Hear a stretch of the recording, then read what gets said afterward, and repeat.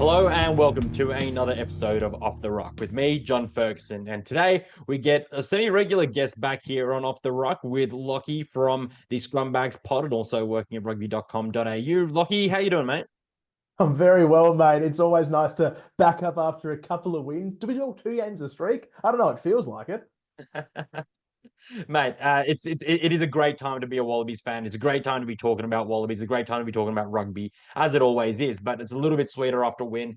But we have to reset, get back into this state of flow because the Springboks are going to be wanting to come back and claim a massive victory at Cape Town. Now, thankfully, at sea level, but the teams are all out for the Wallabies and the Springboks now. We know the Springboks released their squad on Tuesday. The Wallabies have just dropped theirs Thursday night when we're recording this. And we've also managed to sneak in a little Wallaroos squad drop for their first game against Samoa in the Rugby World Cup 2025 for the women. We'll get into that at the very end. And right now, front and center, the Wallaby squad.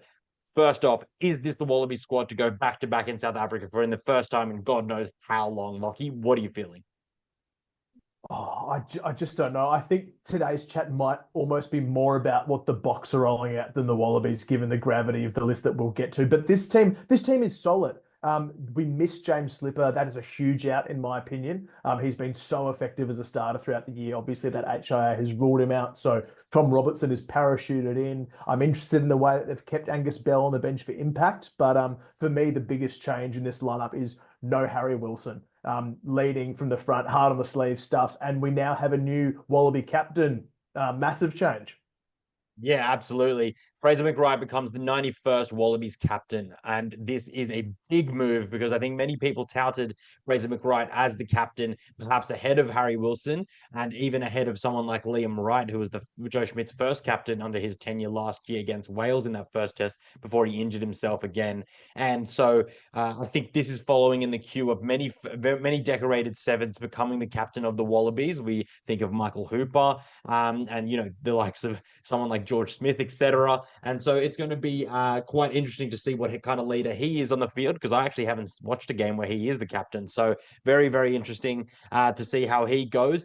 In terms of the side, we'll go through the packets. I'll whip it up here. You guys will be watching it the whole time. But just for those people, if you're watching, you're listening, you're driving, it's going to be Tom Robinson in the loose head prop, supported by Billy Pollard at hooker with Tanya Latupo in the front row. Nick Frost and Will Skelton. That partnership is the same as it's been in the last three tests, stretching back all the way to the second test in the Lions series, with Tom Hooper, Fraser McRae, and Rob Valentini, as you mentioned, number 8, in for Harry Wilson. Sounds like a little bit more of a resting protocol as opposed to just to make sure that knee is really, really good and not trying to push that knee too far. Apparently, it's okay. So we're just going to have to take the word for that at the minute. But it didn't look great when he had ice on it, hobbling around with crutches and being driven away in a medicab at the end of that game, and also at the end of the on-field stuff afterwards. So we'll stay on top of that. In the back line, we have to go straight to number 11, which is the debut of Corey Toole, provided that he doesn't do anything to himself between now and kickoff. This is super exciting. It's the only change in the back line, in the back line, and it is an extremely apt change because I was toying about with the fact that it might be Joseph Akuso Suaalii shifts out one, bringing in Hunter Paisami into the 12 jersey, shifting Lenny Kitau into his natural preferred 13 position. But I tell you what, another genuine speedster, someone who's really worked at their craft in the aerial game as well on the defensive side of the ball. This is an exciting pick. And you know what? I think it's the right pick because the way that we saw the Wallabies expose the fringes of the Springboks at Ellis Park last week in Johannesburg, I think someone like Corey Toole can only add to that kind of potency, and it's going to give the Springboks something a little bit extra to think about when they leave that space wide open because Corey Toole will take that, and he doesn't need 15 meters, he doesn't need 10, he just needs 1 meter to be able to make it something out of nothing. So, how do you feel about that one change in the backline there, Lockie? Yeah, you see 1 meter. If he even gets half, he's gone. The bloke is lightning. If you haven't seen him on the 7 circuit in Super Rugby Pacific for the Brumbies, the bloke is rapid. He is the fastest in the entire country on the pro circuit at the moment, even faster than Max Jorgensen, who's proved he's got a fair bit of toe as well. So, like you said, I don't think there's a better player to exploit the wider fringes if the Wallabies can find the same pay that they did at Ellis Park. So really interested to see whether they're able to make that happen. attack is, A grade. It's phenomenal from Corey Toy. He's got a wonderful try scoring record that currently rivals the same rate at which Israel Folau scored, so about 0.65 a super game, which is incredible turnaround. But his defense has been suspect. It's been improving, but rival teams know, and especially teams like the Boks with Rassi at the helm doing his research, they know that that is a liability they can exploit as well. So it's a double-edged sword for the Wallabies with Corey Toy on the wing, but I wish all the best for him. It's box office stuff. Yeah, we do wish him all the best, and we hope that he is box office heading into this test because he is going to have to be on his absolute A game to be able to deal with the likes of Cheslin Colby and Kanan Moody, who are the wingers of the Springboks. And we'll get into the Springboks in just a moment, but we'll head on to the bench for the Wallabies here. Just looking at them, we got Brandon Payne and Mosa, as you mentioned, Angus Bell retained on Pine for that impact play, and I'll talk a little bit more about that in a second. Zane Norgor keeps his spot as the reserve tight head prop. You probably could have put Robertson there and put Aiden Ross into the number 1 jersey or the number 17 jersey, but they've decided to go with the tried and tested, all the players that have played the minutes throughout the Lions series. No new faces there. Jeremy Williams keeps his 19 jersey. Then he's joined by Nick Champion de Krebney, and Joe Schmidt has not answered Razzie Erasmus' 6-2 split bench with his own 6-2 split bench. He's stuck to his guns. He's kept a 5-3 with 3 backs, and they are Tate McDermott, Tane Edmed, and Andrew Kellaway. Obviously, Tane Edmed, the only replacement last week that didn't get on. Tate McDermott came on a little bit of a wing capacity, as well as a halfback capacity last weekend at Ellis Park. And so Andrew Kellaway really added a little bit of that experience, a little bit of finesse when the ball did get out wide, and probably helped with a little bit of comms, because that's something that Drew Mitchell on the Coco show noted, that he might just be working a little bit on those comms, like comms side of the game when it comes to really bringing yourself out of your shell. I think he was also commenting a little bit about what he's like on the couch in the Coco studios, chatting with the boys, maybe a little bit shy, but I think also there was a little bit of a comment about perhaps how he is on the field. So it's really exciting to have this backline, these backline replacements, because obviously you want a 10 cover and you do need an Andrew Kellaway who can, a bit of a Swiss Army knife, and can fill multiple positions. But I think the first person I do want to talk about on the bench is Angus Bell. I think that he and Tate McDermott are just seen as such great impact players, and you don't need to burn a young prop like Angus Bell for 60, 60 plus minutes every game. And I think that especially while he has been going a bit up and down with a foot injury in years gone by, and we've got such a strong scrummaging prop in James Slipper. Obviously, that's not the case this week, but it's been the thinking previously. Why, if it ain't broke, why change it? And I think that Angus Bell is really having to work at his craft in scrummaging to be able to earn his spot back in the number 1 jersey, because it was very much his for a while there. And with James Slipper coming off the pine, but I do really like Angus Bell coming off the bench and adding that impact, as well as just having to sharpen the axe there at the scrum. What do you make of it, Lockie? I think it makes perfect sense for a loose head prop who is 24. People forget that he is young. He's already got 40 tests, but as far as test front rowers are concerned, he's still in his infancy. He will get better and better over the next decade if he is well managed. And you're right, he needs to hone his craft. So while he's a bit younger, a bit more explosive, it's an asset that he won't always have. Let's get the most of it. Let's make him the devastating ball runner and use him effectively at the back end of games. And what a replacement. Should something go wrong to your starting loose head in Tom Robertson, you have a premier prop to bring on. So I think it's a sensible and considered use of Angus Bell on the bench. But you mentioned before, Rassi's 6-2 split. I'm surprised that the Wallabies haven't matched it. For me, there's a glaring omission on this bench spot, and it's once again Lukhan Salakaia-Loto. I was very surprised to see him not used, and Nick Champion was a late withdrawal for Tane Edmed in the last game. I'm fascinated to get your thoughts on whether the Wallabies could have or should have matched them with a bigger body like Luca. Yeah, I mean, matching the Springboks with a 6-2 split, particularly when they're at the home ground and they're going to be pissed off from last weekend, I feel like it only makes sense. But obviously, Joe Schmidt has to respect the potential vulnerability of his backline when certain players go down, and he needs to have that cover genuinely there. And maybe that's what he's maybe it's more of a more of a protective move as opposed to as an offensive move, if I may phrase it like that. But I think the lack of an inclusion of Lukhan Salakaia-Loto, who can play back row and second row, is particularly surprising if you are going that 5-3 split. And he's such a big body that he can replace anyone in the pack and then not necessarily be a step down or a step away from anything that they particularly offer. Obviously, he's a better carrier than Tom Hooper. Probably a very similar type of body shape and experience and skill set to Will Skelton. And then obviously someone like Nick Champion de Crepney can't necessarily fill that void because he's not typically a second rower fill in that sense. Obviously, you've got Jeremy Williams there, and Tom Hooper can slide into there. So probably that's what's going to happen with Nick Champion de Crepney going into on the flank. But you need if you strip away a Skelton, you strip away a Frost, you lose a lot of your line-out prowess. And I don't even think that a Nick Champion, de Crepney, Tom Hooper, and Williams necessarily is the strongest nucleus of that.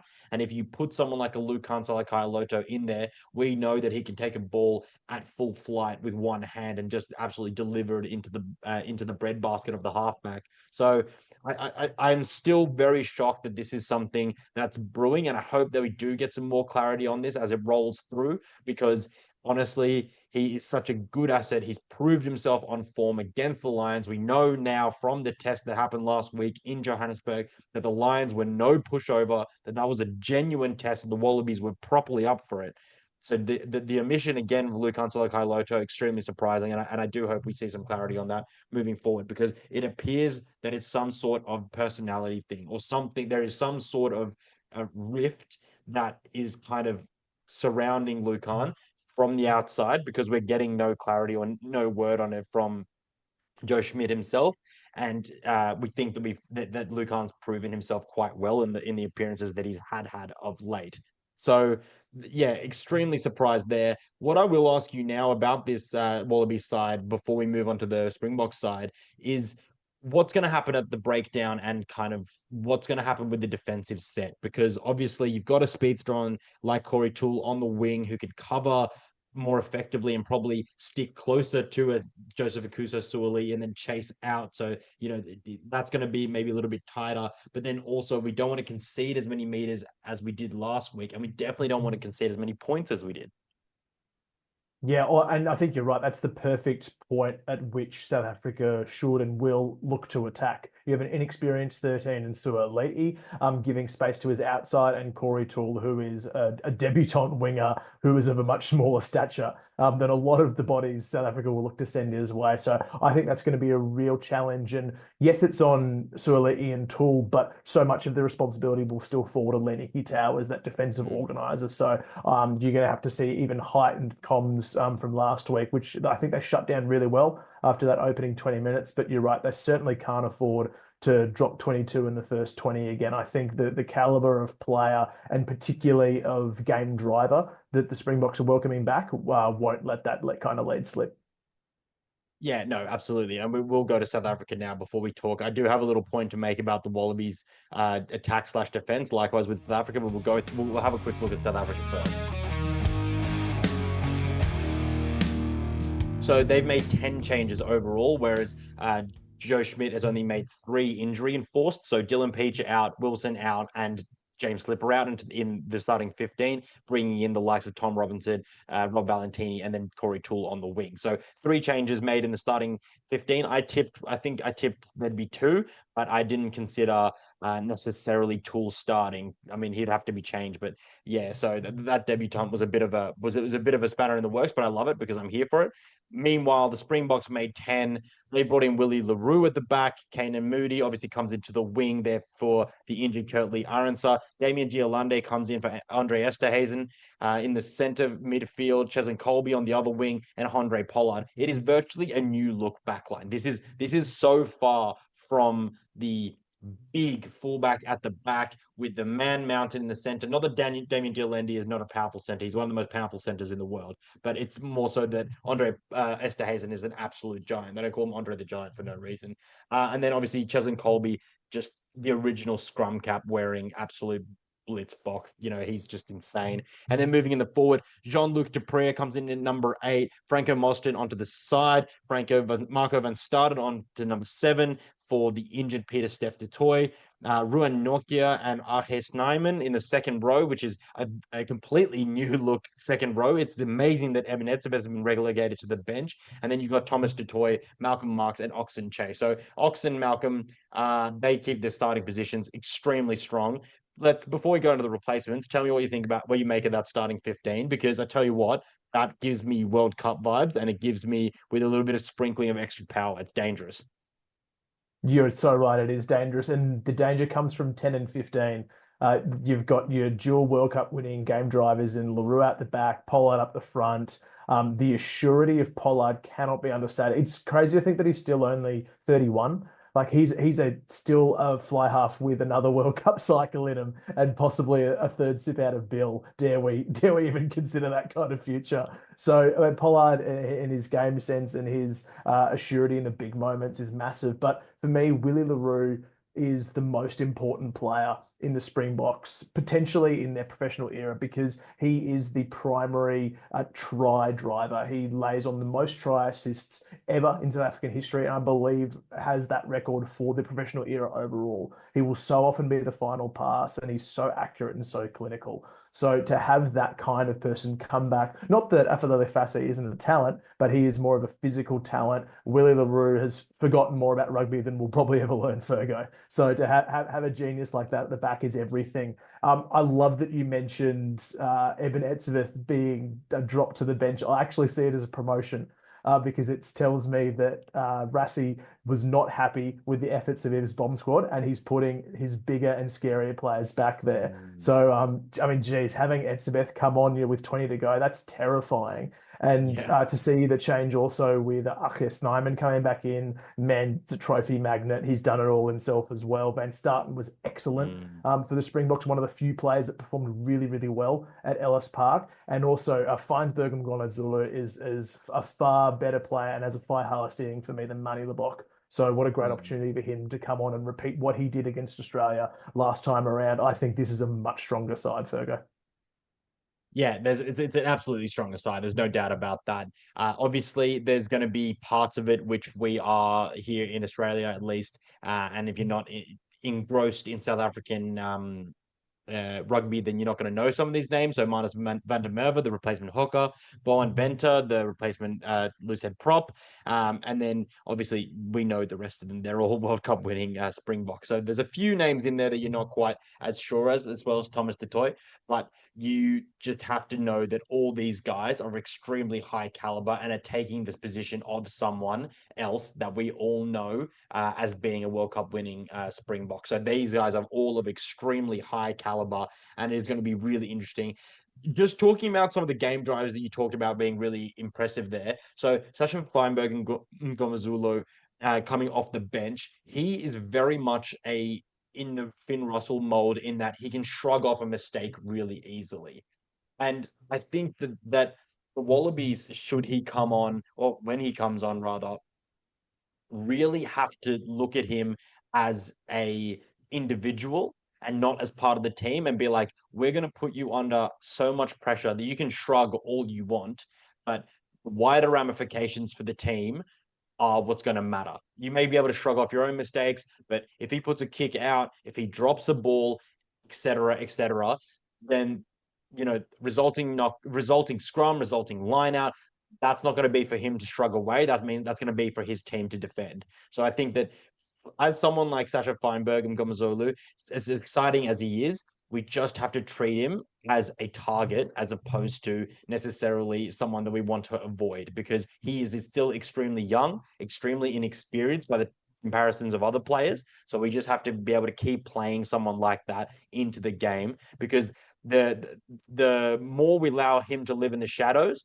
the more dangerous he is, because we saw what he did to the Wallabies last year. He is absolutely elite.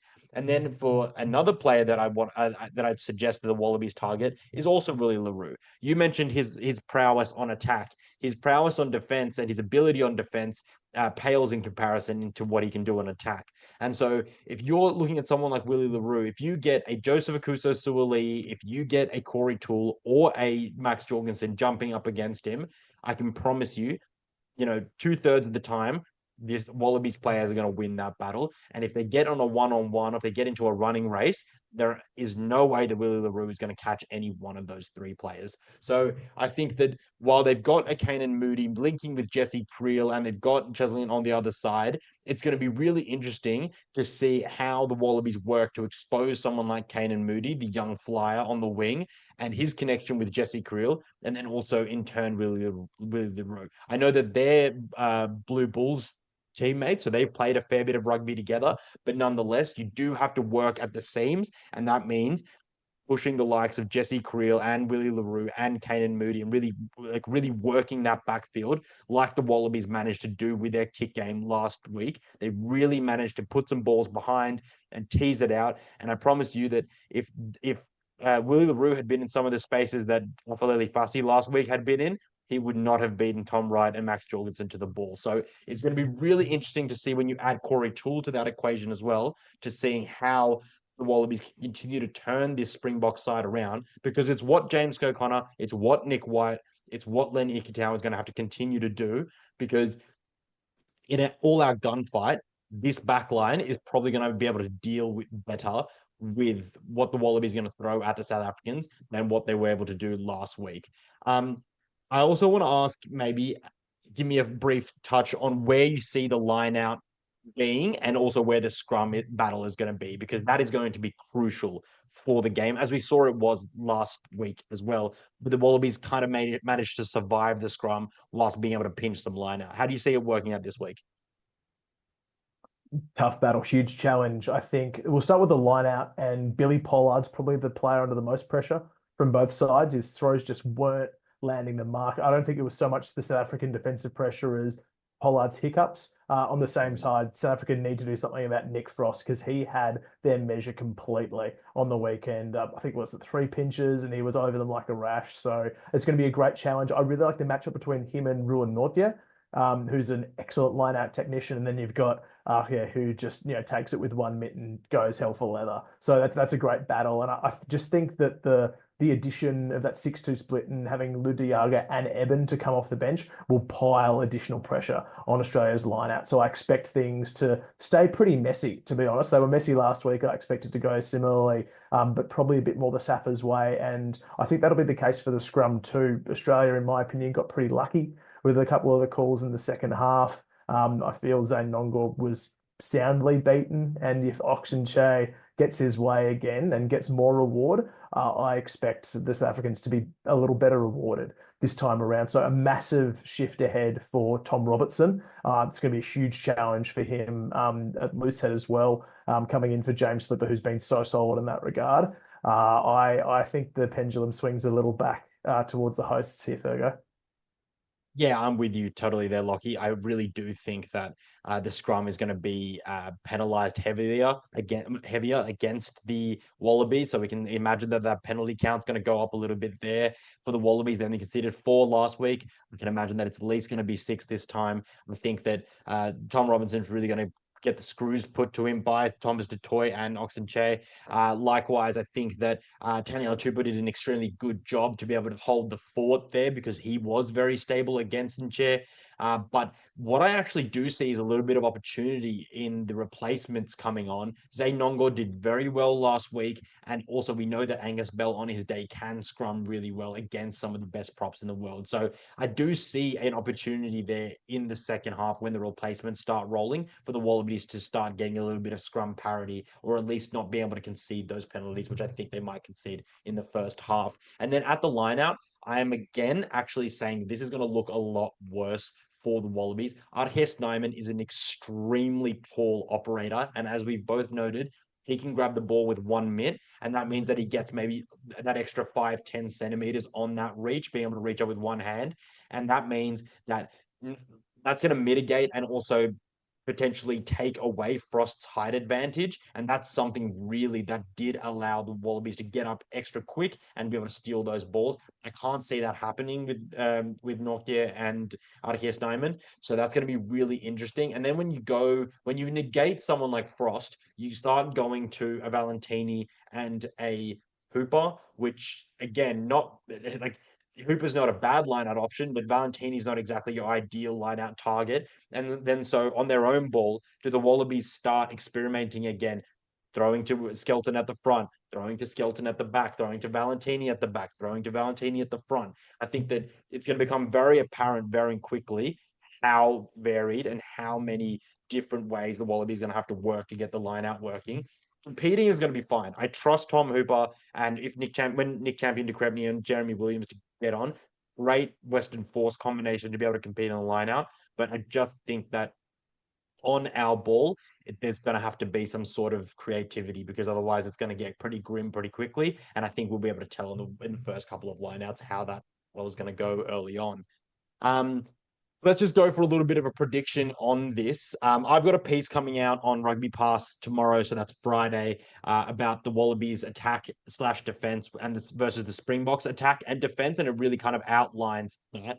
And I also wrote an article last year about how 21 to 23 is the Wallaby sweet spot. Like that's the amount of points they have to keep a team to be able to beat them.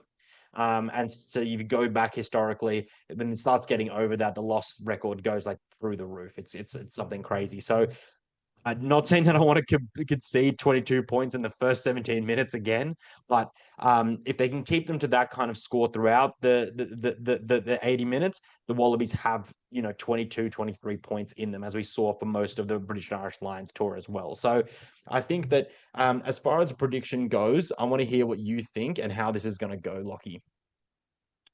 I think we're going to see not a complete reversion to 10-man Bok rugby with a hard chase, but we're going to see a lot of that successful formula brought back. I mean, 2 World Cups is a pretty good resume for a good endorsement of your game plan. So I expect to see the Boks go to air a lot more. They only kicked effectively for the first 20 minutes, and curiously, that's when they were up by 20. So I'd expect Handré Pollard and Willie le Roux to be booting everything they can nice and high for the chasing Moody, the chasing Colby. I expect them to take their threes when they're on offer, given Handré Pollard is a far better sharpshooter than Manny Lebok. And ultimately, I'm expecting a Springbok team to strangle the Wallabies in a lot of areas. So as much as it pains me, I'm going to say it's going to be the Springboks 1 to 12, Virgo. Yeah, no, I think you've hit the nail on the head. I don't really need to expand on that. What I will say is that when that when that type of point pressure, when the 3 points creeps into 6, creeps into 9, creeps into a try, those little ones can almost hurt more when you're having to reset for a kickoff all the time. So I'm gonna say I think also 1 to 12, and I do think that it's going to be a much lower scoring match. So I don't think either side will necessarily get much above 25 points. Because we didn't see a whole lot of rolling mauls from either side last year or anything like that, when they did get down there.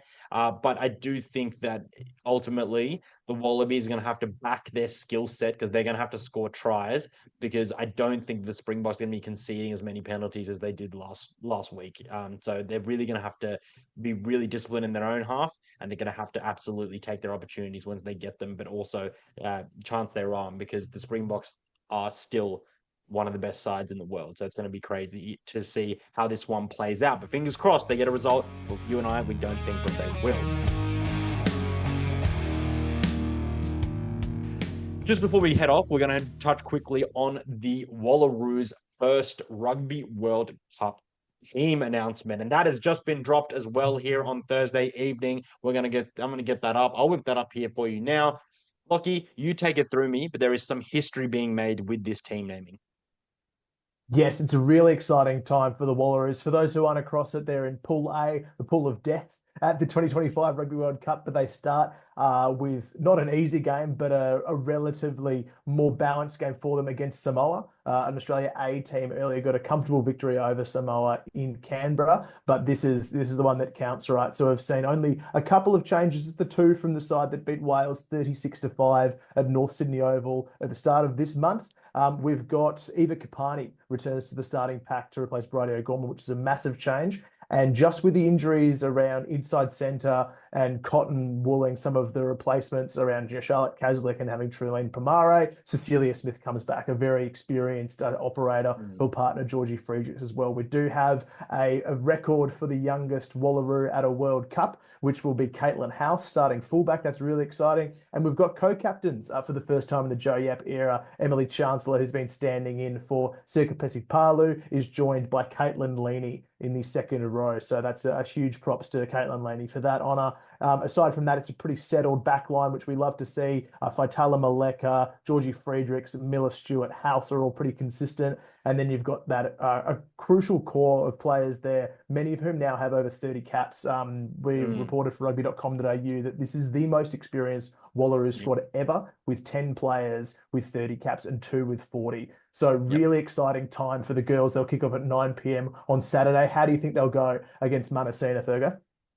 Yeah, well, as you mentioned, they beat Manasina. Australia A beat Manasina in Canberra a couple of weeks ago, if not a little bit over a month ago. And that's super exciting because that means that this side knows that they can do it, and that's going to give them a bunch of confidence. I think that they will win, but I think as we've seen with the Wallaroos, it depends mentally which side turns up, depending, and that will honestly dictate where they go with this score. So I can see this being a 12 plus, but not by much. So maybe by 15 points. I think that they've obviously really consolidated a lot of the things that they learned, a lot of the lessons from the two Wales games, as well as obviously taking the learnings out of that Manasina win. So I think that that's going to be around there, but around 15 points is what I'd imagine it to be. What about you, Lockie? I'm thinking something similar. There's always rust and nerves at a World Cup, doesn't matter men's, women's, age grade. It's an exciting time. So I'm expecting a little bit of clunk to start, but this is a side that's played a record number of tests already. So for this point of the year, they're looking really, really smooth. They're on a couple of game winning streak. Coming off the back of WXV2 last year, where they got the title. We've seen record wins in Fiji, really good performances against the USA in Canberra as well, looking back. So super important for them to get this bonus point early up against Samoa in this pool as well with them. If you're not across it, the USA and England. Massive games coming up. We need at least 2 of those 3. England's the Goliath, the David task. So they've got to target Samoa. They have to target USA as well. So it all starts on Saturday. I'm going to tip them by 20. Tip them by 20. I think it's a good amount, and we hope that they do win by a lot. And you really get their campaign off on the front foot. Just a quick note on this game: Lane Morgan, the replacement halfback, who's in. Surprisingly, I thought she'd be starting, but they've retained the combinations as you mentioned there, Lockie, with Samantha Wood being there at number 9. Obviously, she's a goal kicker as well, so that adds a little bit of versatility to her skill set, which is also very important, particularly when you're playing World Cup rugby. But I was chatting to Lane Morgan, and I've done a full interview with her off the ruck. It's the latest episode that was released before this one. So if you want to get an insight into Camp Wallaby, if you want to know what you want to get an insight into Camp Wallaroo, you want to know what the Wallaroos are all about, and you want to know who these personalities are, who are the people that make up the Wallaroos team. Go check out that interview. Lane was absolutely so generous with her time. She was a great person to chat with, and because she's a 9, she's one of those game drivers. She truly understands what the Wallaroos are trying to achieve with their game. So it was an awesome chat. But then what I'd also say is that I had to chat with Ella Ferguson, who is an influencer, quasi-journalist from New Zealand, who really, really takes a different approach and different look at rugby. And Lockie, you know her as well. You've been following her account and you've seen her around the traps. So I had a full interview with her, and I did a full breakdown of each of the 4 pools that are being played in at the World Cup across the 8 cities. There are record crowds. There is going to be hopefully a record sellout stadiums, and this is going to be the biggest women's World Cup in rugby of all time. And we are all so excited to get behind them, to support the rugby that's being played by all nations, all in every nation, but particularly the Wallaroos. And it will be nice to see if the Black Ferns can do pretty well in Pool C as well. So Pool A, Pool of Death, with England, hot favourites, the homes, the hosts, the host nation. But obviously, Australia are the #1 team in all of our hearts. So big congratulations to all the girls that are selected. Congratulations to Caitlin Holt at 15 for making a historic youngest appearance at the World Cup. Fingers crossed you play well along with the whole squad of 23 of the match day. And we hope that you guys do particularly well against Samoa. 9 p.m. on Saturday. Lockie, I'll be watching, hoping you're going to be watching. Thank you so much for joining me. Hope you guys enjoy all the rugby across the weekend. Make sure to go and check those interviews out, and also go and check out Scrumbags on your pod platforms, like Spotify, Apple, wherever you get your pods. And Lockie, you enjoy your rugby, and let's hope we're talking about a Wallabies win and a Wallaroos win. Double trouble, double the joy next week. Looking forward to 2 from 2, mate. Thanks again. Cheers. And to all of you, enjoy your rugby. Ciao.